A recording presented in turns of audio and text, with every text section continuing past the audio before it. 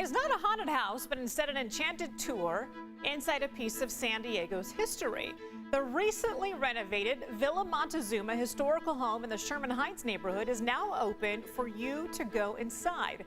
Charles Prattley is an author, historian, also with the Friends of the Villa Montezuma. He's joining us right here on the 4. First of all, Charles, good afternoon, and I'm glad you're here on our show.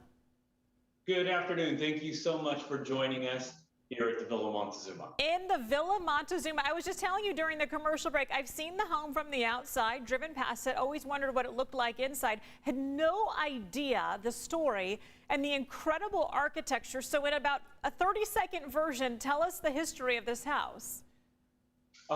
Really, very quickly, this house was built in 1887 at the cost of about $26,000, which was an astronomical sum during that time period. You could buy like 5 family homes for that. Wow. And it was built for a concert pianist, author, singer, and spiritualist by the name of Shepard. This was his home, and it was also known as the Palace of the Arts.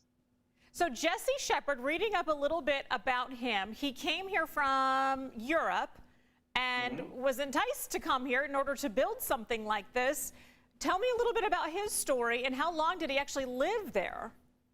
Well, Jesse was born in England, but at the age of 1, he came to the United States with his family, and he grew up in Illinois, and he did get piano lessons.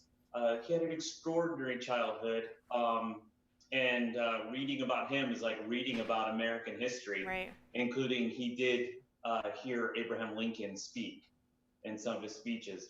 But the one thing is that he did go to Europe, and there he befriended people such as Alexander Dumas and others, and he became all the rage in the salons of Paris.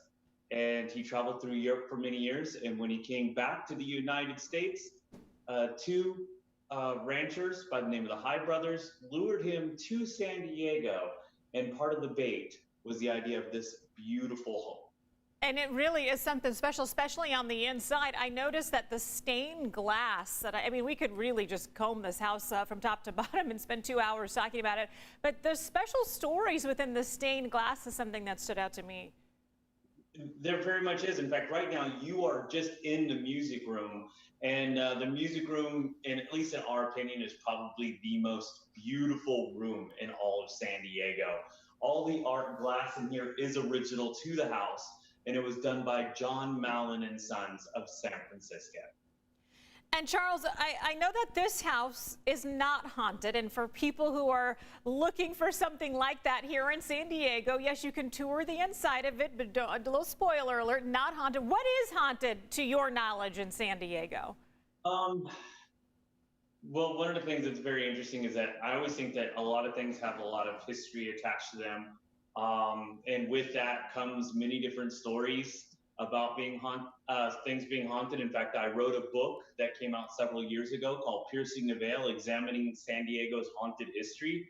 And I love a good ghost story, probably more than most people out there. And the one thing is that every single one of these stories out there actually has a kernel of truth. So my book told you all the stories, and then I tell you the truth behind all the stories.